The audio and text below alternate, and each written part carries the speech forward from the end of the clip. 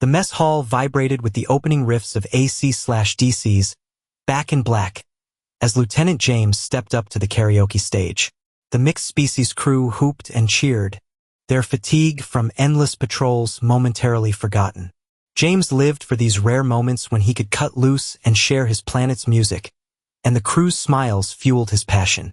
Their latest tour had been non-stop drills and skirmishes, as high command tracked activity in the spacecraft's flight zone. As the first verse built, James shredded the strings, growling into the mic. The crew headbanged along, feeling the music flow through them. It was moments like these that made James love his job. If only the brass understood music's power, the enemies wouldn't stand a chance. The song ended in raucous applause and laughter, but too soon, the klaxons sounded, cutting the levity short. They were being boarded. The crew scrambled to battle stations as James grabbed his rifle. He knew that deadly dance all too well. Time to teach those bastards how humans fought best. The klaxons blared as red emergency lights bathed the bridge. Captain Drex stared at the view screen, his spiked tentacles writhing in anger. A dozen alien ships surrounded their small science vessel, firing warning shots across the bow. They were being boarded. Battle stations, Drex bellowed. The mixed species crew scrambled to their posts. Weapons Officer Lieutenant Gennaro rapidly fired the plasma cannons, damaging 2 raider ships before their shields adapted. It was no use. They were overwhelmingly outgunned. As the hull breached, the pirates swarmed in, slaughtering indiscriminately with razor-sharp blades and plasma rifles. The crew fled in terror through the corridors. In sickbay, Nurse Tara finished splinting Quan Taurus's broken arm. Her feline ears flattened in fear at the shrieks echoing down the hall. Taurus's eyes widened. "We must flee." Tara loaded her medkit. "The escape pods. Hurry." They slipped out just as a band of insectoids skittered by, mandibles dripping with blood. After evading several more raiders, Tara accessed a pod. "Get in." "Tara dove inside." As the hatch sealed, a deafening roar and heavy footfalls sounded behind them. Tara turned and gasped. A hulking reptiloid pirate loomed over her, blocking the corridor. It raised a vicious, serrated axe. Tara screamed. Suddenly, the beast jerked as a plasma blast exploded through its chest. It toppled, revealing a human man holding a smoking rifle. Strapped to his back was an ancient acoustic guitar, battered but intact. His name patch read, Lieutenant James. "Come with me if you want to live," James said, grabbing Tara's paw and sprinting down the hall. She struggled to keep pace with his long strides. More war cries echoed around them as James led her through a maze of quarters. They turned a corner and skidded to a stop. A pile of crew member corpses lay before them, charred beyond recognition. James clenched his jaw, then noticed movement further down. A hulking reptiloid had cornered a cowering crewman, Sesh. It stalked towards him, hissing with delight. Before James could raise his rifle, the alien's talons sliced through Sesh's abdomen. His screams cut short as he slumped to the floor. "No!" James roared, charging forward. The reptiloid whirled in surprise, an instant before James's boot connected with its snout. It reeled backward as he unslung his guitar and gripped it like a warhammer. With a guttural cry, James swung with all his might. The guitar splintered against the alien's skull, dropping it instantly. Breathing hard, James turned to the horrified Tara. "Guess I won't be playing any more tunes on Betsy," he said ruefully, casting the broken guitar aside. "But we've got bigger problems." He scooped up the dead reptiloid's plasma rifle. "Let's move." They entered the cargo bay. James sealed the doors and tapped the control panel. Rhythmic human rock music blared from the overhead speakers. "A little mood music while I suit up," James said, donning a tactical armored suit from a storage locker. He tossed Tara a compact plasma pistol. She fumbled to activate it. James strode to the doors. As the song reached its crescendo, the singer wailing something about an immigrant song, he turned to Tara with a wild grin. "Time to show these alien bastards how humans fight." He kicked open the doors and charged into the corridor, guns blazing. Tara, struggling to keep up, saw James was thunder and lightning, raging through the ship with righteous fury, his rifle dealing death with each pull of the trigger. The heavy beat of drums guided his dance of destruction, each crescendo punctuated by the stalking and execution of another enemy. Skulls shattered, limbs rent, cries silenced in offering to this blood-soaked ritual. When James ran dry, he fought on with blade, boot, and fist. The music fueled his berserker rage as he tore through the insectoid invaders like a harvester threshing wheat. By the time reinforcements arrived, 20 raiders lay dead by his hand. Captain Drex gaped in awe as James threw the last insectoid corpse to the floor. The human was covered in alien blood, chest heaving like a bellows, eyes blazing. He looked more beast than man, yet he had saved them. As James's plasma rifle clicked empty once more, the remaining raiders turned tail and fled, unwilling to face this seemingly unkillable foe. In minutes, the pirate ships disengaged, leaving the crippled science vessel to drift in space. As the song ended, James suddenly staggered, adrenaline fading. Tara rushed to support him. "Medbay," Drex ordered. The bridge crew formed an honor guard as James was half carried away. He left a trail of glowing footprints behind him. In sickbay, Tara carefully tended James's many wounds as her medkit played a soothing classical piece. "That music," she said. "It was like it possessed you. I've never seen anything like it." James winced as she cleaned a deep cut on his arm. "Yeah, a little Ludwig van brings out the beast in us humans," he said with a pained chuckle. She shook her head in wonder. She would never understand these strange, violent creatures from Earth. But as the rest of the crew came forward to praise their heroic rescuer, she gained a newfound respect for the depths of human potential, both beautiful and terrible, and set in motion by something as simple as a song. After the final stitches were tied, James relaxed back with a contented sigh. "You know, I may have lost Betsy," he mused, glancing at the sickbay sound system. "But long as I've got the classics, this soldier will keep on rocking." Captain Drex stared pensively out the view screen as the wrecked science vessel limped toward the nearest space station. Behind him, Lieutenant James lounged in the command chair, boots propped up on the console, as he tuned a battered acoustic guitar he'd salvaged from storage. Miraculously, it had survived the pirate attack intact.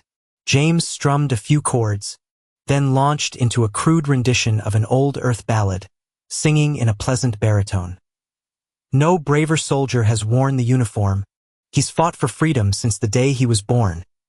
The bridge crew tapped toes and nodded along. Drex turned, regarding the human curiously. "That song, it tells of your warrior culture?" "Yeah, kind of," James said. "My people have been fighting for freedom and justice since ancient times. Goes hand in hand with our music." He launched into the rousing chorus, crew members now singing along. "And he'll stay on that wall, take it around the world, till the day that he falls." Drex's tentacles quivered thoughtfully. "A human's fighting spirit seems to come from this music. It has great power for your people." "You bet," James said. "Don't need no fancy tech or genetic enhancements. Just give me an axe or a rifle in one hand, a guitar in the other. That's all I need to kick ass." He jumped up and shredded a face-melting solo, headbanging wildly. The bridge erupted into cheers and raucous applause. Laughing, James took a bow. "When we return to port, I will recommend a formal commendation for your valor," Drex said, "and also request further study of this music. The High Command must learn its secrets." "Be my guest," James said. "We got centuries of sweet earth jams to catch you up on. I'll make you a mixtape." He launched into another rowdy anthem, and the bridge crew roared along. Drex's tentacles curled inward as he listened to these harmonious battle hymns. Perhaps they could reveal even greater depths of human potential for good or ill. As the battered science vessel limped into port, Captain Drex gazed out at the bustling space station with a brooding expression. The High Command had much to answer for after this catastrophe. His crew decimated, his ship barely spaceworthy, and all because bureaucrats half a galaxy away deemed this region stable and denied his request for a military escort. flailing open the bridge doors. Drex stormed down to the shuttle bay, with Lieutenant James scrambling behind, toting his battered guitar. The rest of the surviving crew waited by the shuttle to depart. "Whoa, easy, sir. Where's the fire?" James said. Drex bristled. "The High Command must answer for this outrage. My report will light a fire under their bony backsides." Reaching the shuttle, he turned to James. "You will accompany me to the hearing. Your testimony is vital." James blinked. Now I was gonna grab a drink. Maybe find a karaoke bar." Drex jabbed a tentacle at the airlock. "This cannot wait. Lieutenant, the failures that led to this attack must be exposed. Who knows how many other ships have been lost?" James scrubbed a hand through his hair. "All right, sir. I'm with you. Just let me stash Betsy here." He tucked the guitar by his seat as they boarded. Soon, they were gliding across the space dock toward the station's administrative spire. The hearing was a bureaucratic farce.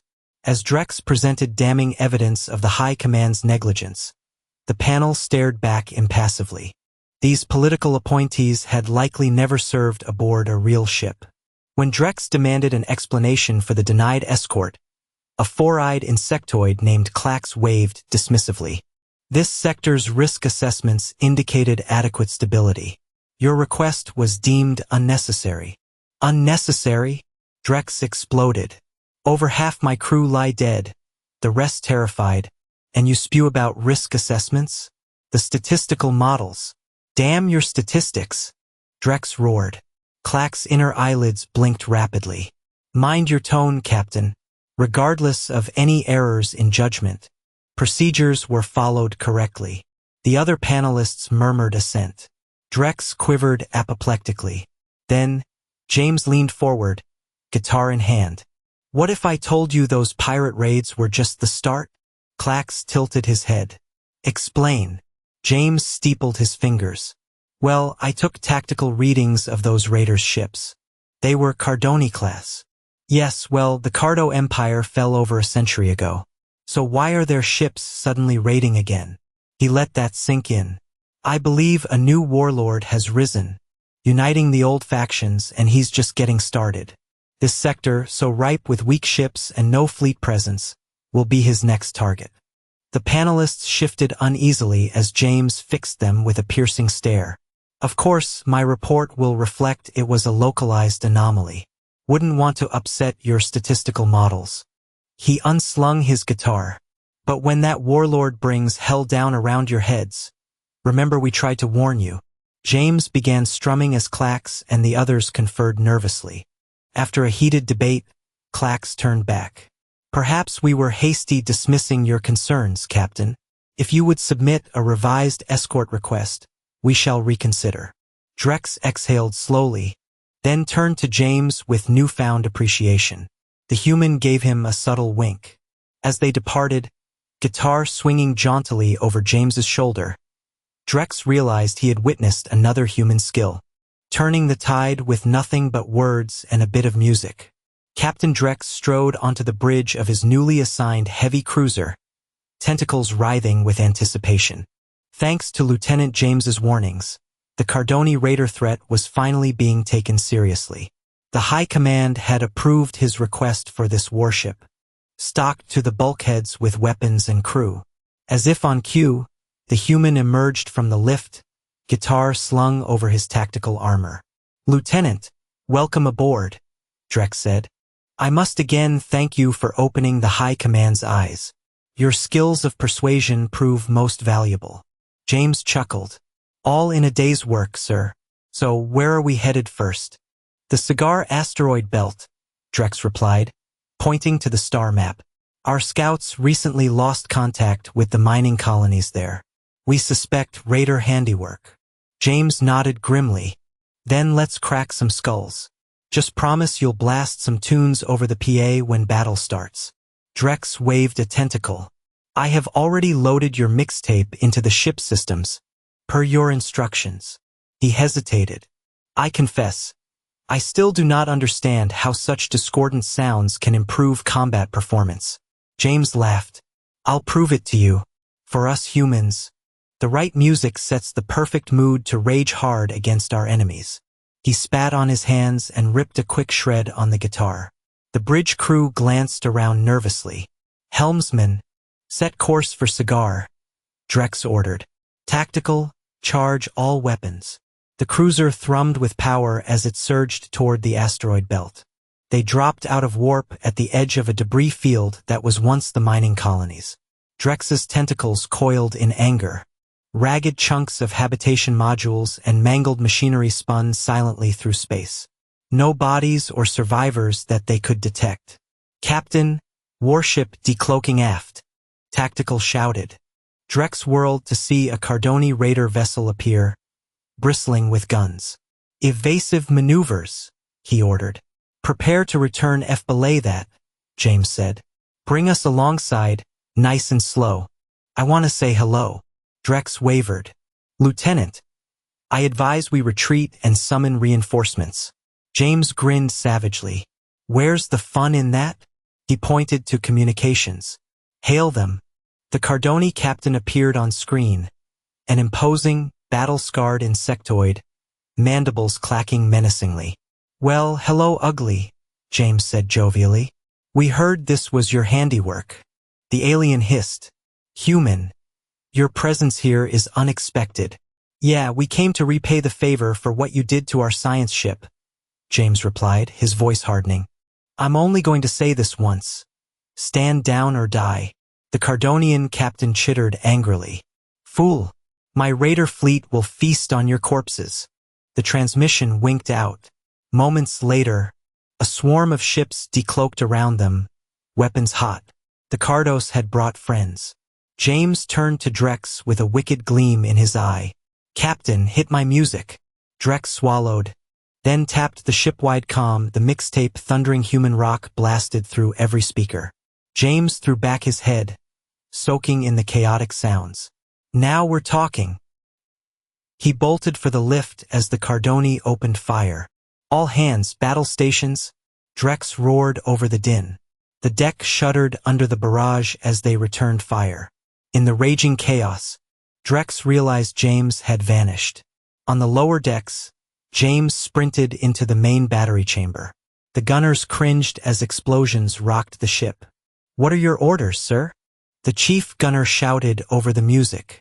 James grabbed a massive powered exosuit from the armory vault. Give him hell, he bellowed, climbing into it. The suit enhanced his strength tenfold. With a thought, he activated the energy weapons bristling across its frame. James cued his favorite track as the guns reached full power.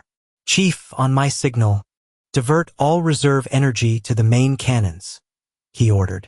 Let's light 'em up. Back on the bridge, klaxons wailed as consoles erupted with damage reports. Drex clung to his command chair as the ship shuddered nonstop through the chaos. Sensors detected a massive power surge in the main batteries. What was that damned human doing? Far below, James strode to the firing controls, his suit streaming enough firepower to slag a moon. The song hit its crescendo, guitars screaming. Hit it now, James roared. The gunners slammed the firing studs with everything they had. Blinding plasma erupted from the cannons with a silent scream that atomized anything before it. The asteroids flashed to miniature suns as the Cardoni ships simply ceased to exist. In mere moments, the battle was over.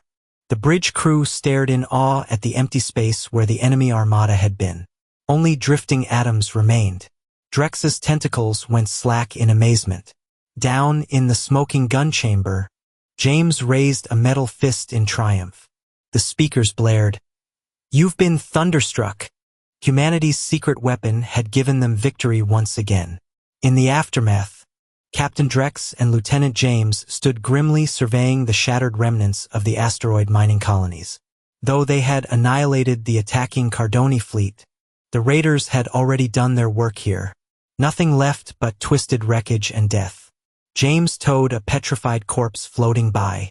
Bastards. We were too late. A tentacle rested on his shoulder.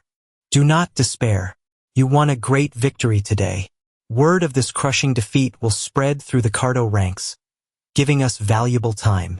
Yeah, to do what? James said bitterly. Seems they're always one step ahead. Just then, Drex's comm implant chimed with an incoming hail. Captain, priority signal from High Command.